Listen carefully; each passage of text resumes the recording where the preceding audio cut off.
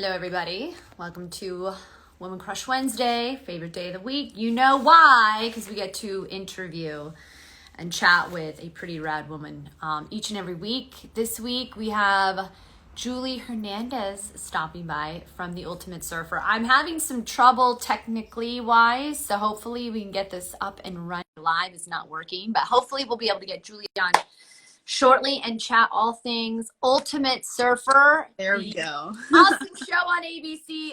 I don't know, sometimes my lives want to work, sometimes they don't, but you know what? We get you today and I'm so excited. Juli, how are you? Erin, how are you doing? Thank you so much for having me. I'm super stoked to be here and chatting, and oh wow, what a week of emotions.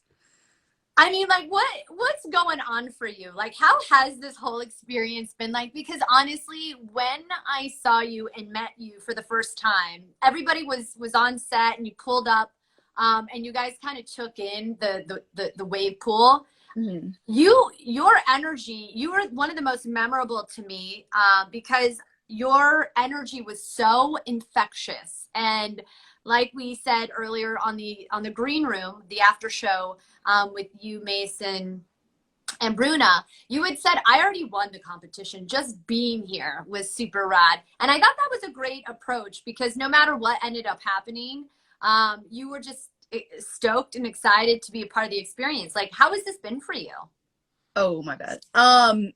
Yeah, I just can't really explain enough how going onto this show, I was just, yeah, like the momentum of like, hey, or the thought that, hey, I already won, just because I was surfing against some of the best girls, some of the girls that have inspired me my whole entire life. And I talked about it a little bit on the show, but they didn't really mention it as much as I would like. I knew these girls and I was competing with these girls, Malia, Tia, and they've always been pushing me, and we've been always pushing each other to be better surfers. So it was super cool to come on the show knowing them and having a background and being able to, yeah, surf against some of the girls who just pushed me my whole entire life. And it was definitely just an opportunity of a lifetime. And I couldn't wipe the smile off my face the whole time I was there. And I was super excited just for the opportunity to be able to be on it. So it was super awesome. It is, girl. You are on a network show getting to do what you love the most, which is surfing. It's got to be like a whirlwind experience for someone because you were the youngest on the show. Yeah. You were the youngest on the show. And like you said, you were up against some household names. What was that experience like, kind of feeling like you were maybe, I wouldn't say most inexperienced, but you had a lot of pressure riding on you, knowing you were against some pretty legit surfers like Malia Ward and Anastasia Ashley. Yeah. Yeah. Being the youngest, it's definitely interesting because, yeah, I sometimes did feel and, you know, would tell myself like, hey, you're the youngest one here. Maybe you're lacking certain things. But then I would try and think like, listen, I've been surfing and I've been competing with them and my whole entire life. I was kind of forced to grow up quickly just with my, you know, circumstances at home. And I was like, that shouldn't be a disadvantage, you know, because I've been training as hard as I can and I've been surfing, and I really just want to showcase who I am and the story I want to tell. And I want to just, you know, have people realize how grateful I am to be here and how much effort and time it took to get here. And I really think I was able to kind of, you know, tell my side of the story, which was really awesome. But yeah, I mean, being the youngest was definitely hard at times, but I don't think it was made a disadvantage for me at all. No, girl, you held your own. And that was why it was so fun to root for you, because I think so many people loved Juli's story and Juli's journey. Because from the get-go, you know, you had this awesome synergy with Koa. What was that like behind the scenes? Because you love Koa. Like, how can you not love Koa? Like, you walk away and you love him. Yeah, I just posted about this too, how Koa, other than being such a charismatic guy, being one of the funniest guys on the show, right? He was always cracking jokes. We were always laughing. He's a leader. And in areas that I lacked, he was really able to pick up. And that in itself just, you know, I really have nothing bad to say about Koa. The best, he really made my experience at the surf ranch what it was. So it was so awesome having him as his partner and being supportive and, hey, Julie, like, let's work on our breath work rather than like a, hey, are you going to just carry this team? Like, he was very like open and friendly. And I think that's why we were so strong, just because he was very inviting. And dude, like you just he was so electric. And I remember he very similar to you. It was almost like you guys had such strong synergy and chemistry. mm-hmm. And it was why you kept dominating the darn beach battles week in and week out. How many beach battles did you guys end up winning? Like I two? Only ended up winning 2, but we came on the 3rd one. So yeah, I think just our communication and our game plan, and like I said, just how we worked together just flowed, and it was in perfect synchrony. So yeah, and it's exactly like you guys were like in sync the whole time. And it's nice because we were talking about it on the Green Room show earlier. Obviously, surfers don't typically have like a teammate going at it. How was the party wave for you? Because that was like probably my favorite challenge so far. Were you nervous about it? Like, how did you feel about doing the challenge wave? yeah, so I was a little nervous, and it really was interesting surfing on the same wave with somebody. Typically when someone does that in surfing, you're like, get off my wave, you know? So right, not a good thing. Share that and being judged on it, and have like being in synchrony with somebody else is, you know, it's more difficult than it sounds. So just having a game plan, and I actually banged up my knee pretty bad, and that's why I was wearing that brace on the surf challenge. Mm-hmm. And so when Cole and I were trying to get in the barrel, I was trying to like hold deeper just because he was super deep inside of the barrel, and I was trying to get right there, but my knee was like really hurting. But yeah, I mean, we executed with what we had, and it was definitely a super fun challenge. I'm glad we didn't bang our boards or anything like that. Well, and that's what Joe said. You know, you watch the show back. Joe's like, they're both going to try to barrel together, which, by the way, is very dangerous. So it has, especially with the wave that small, like bigger waves in Hawaii, like they saw that clip of Koa like getting a double barrel with somebody, but that wave's 10, 12, massive. Not 6, you know? So that was definitely a challenge in itself, but it was super fun to be able to work that out. So fun. I'm like, get us back there. Let's just do this all over again. I want to do it again. It was so much fun.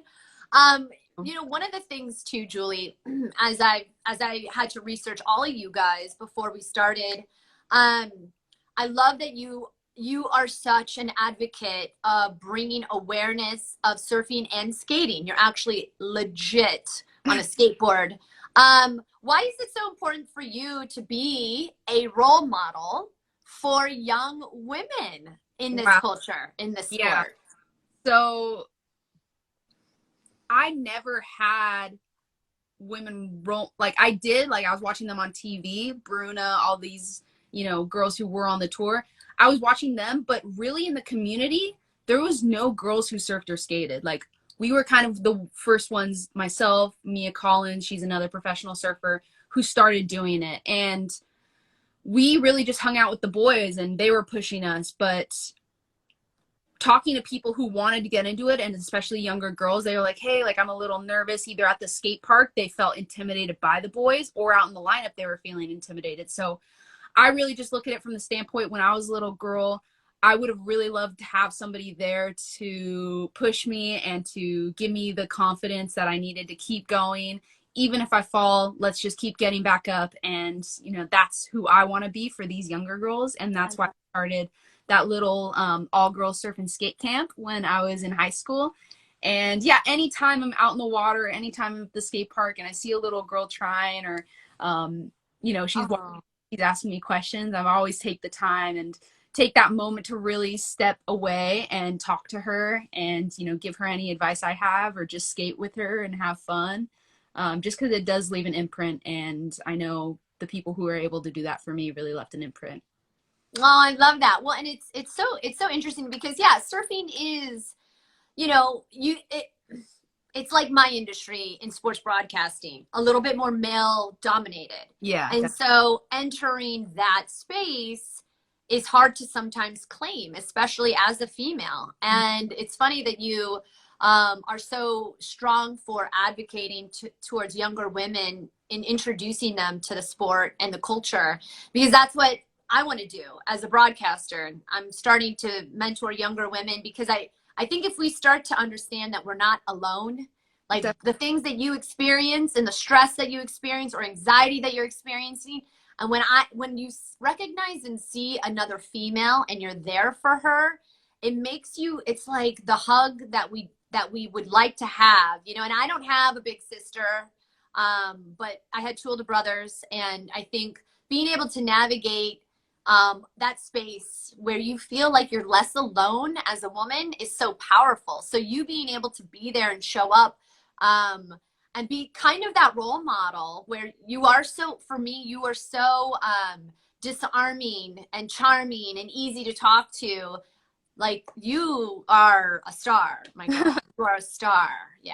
I think just, you know, leaving this world better than you found it, really, because, and, you know, having an imprint on the next generation, just because, you know, we live our lives, and, but if we're not giving back and being that inspiration and leaving the world better than we found it, then I think that that's just really important to do. So I really take time to make that effort to make that change. I love that. I love the Maya Angelou quote, which is, it's not what you say or what you do, it's how you make other people feel. And you have that energy. You just have that energy. And like I said, from the very beginning, and I'm getting goosebumps because I'm bringing myself back. If you start tearing up. I'm going right back to last July when I saw you, and I just was immediately rooted for you, just because you were so grateful to even have the opportunity. So let's bring us back there. So you get a call, right? You send in your submission tape, you get a call, and they choose you as one of the contestants. What goes through your mind in that moment? What was going on for you? I was actually in Big Bear snowboarding when I got the call, and my mouth just dropped, and I could not really believe that this happened, just because it was such a process. Like, I think we applied back in October of 2019. That's almost 2 years ago. Yeah. And we got the call in December, and just that process of sending in the surf footage, going for interviews, these Zoom calls, the psych test, it was to see it all come together, and to know that I was going to be able to be part of this was absolutely unreal. And I was so excited, and wow, it really makes me emotional, kind of going back to that and remembering how that made me feel, and just how, you know, being on the show made me feel. So it was pretty sweet. Well, in October 2019, that was before the pandemic happened. Yeah. So it was a totally different time back then. And we had Cassie on last week, and she was a producer on the show, and she talked about how important bringing people together in a safe environment with COVID protocols, of course. This was really the first time people were together. We shot the show, for those tuning in, we shot the show last July. So it was really in the midst of COVID, a lot of unpredictability, uncertainty. People didn't know what was going on with COVID. Yeah. And so we were able to like kind of be around each other in that component. Felt really nice. Yeah, I think actually when we were at the ranch, they did another shutdown. Like, we were already double tested and everything, so we were in our bubble, but the outside world was shutting down again. So it's really cool that we got the opportunity to shoot it right when we did, just because, you know, I feel like it may have been pushed back again if not. But yeah, just amidst such crazy times that we were able to produce this super rad show, and yeah, to showcase surfing to the world. Okay, 2 more questions for you. I know you have to run. You're a very busy woman. Biggest takeaway from the show? Biggest takeaway for you now that you're watching it back? Yeah. Done it. What's the biggest takeaway been for you? I really think just my goal was to really be authentic, and just I want to show the world who I am, and I don't want to be nobody that I'm not. So just staying authentic, true to myself, true to my core values. I think just because sometimes I feel like when people are on TV, like you see these other shows, people, I feel like sometimes try and be somebody that they're not and showcase that to the world. But I think just staying authentic and knowing where my roots are and grounding myself to where I came from is super important. And I think that that's what I'm going forward, the mentality I'm going forward with. So anything that I do with my business, with work, with my job, with my relationship, staying true to who I am. I love that. And you really do. You see authenticity at its finest when it comes to you. You were just vulnerable. You were honest. We really got to see a great side of Juli during the show. And you just hit the last question that I was going to ask you about, which is, you are an entrepreneur. You have a business. I love hosting these Women Crush Wednesdays because I want to shine a big old spotlight on what women are doing these days and how we can help promote more female-owned businesses. Tell us a little bit about your business because it's pretty rad. You're creative content owner, yeah. correct? So it's a content creation, digital marketing business. Cool. Because I really do think it's awesome for the opportunity to be able to help these smaller companies grow and showcase them to the world, because obviously there's so many talented people out there who are focusing on what they're talented on rather than like the social media aspect and promoting. So I want to make sure that they have the ability to be seen and to showcase their stories. And that's really my motivation behind that, and just, you know, helping others grow. Same thing, like leaving the world better than we found it. I love it. Check out Juli's page on Instagram. It is super rad. And you also have an Instagram page dedicated to your business called what? Project Penelope. Project Penelope. Juli, say that again. Penelope's my middle name, so that's where the Penelope comes from. I love it. Project Penelope. Follow Juli on Instagram. Follow her company, Project Penelope, on Instagram. Juli, thank you. Continue to just be who you are, which is actually such a huge inspiration for all of us women. Young, old, it doesn't matter. Keep crushing it, girlfriend. Thank you so much for the time. Thank you so much for having me, Erin, and thank you for, you know, like I said, inspiring us and for being on the show. We really appreciate it and love having you. Love you. Love you, sis. I'll talk to you soon. Bye, Jules.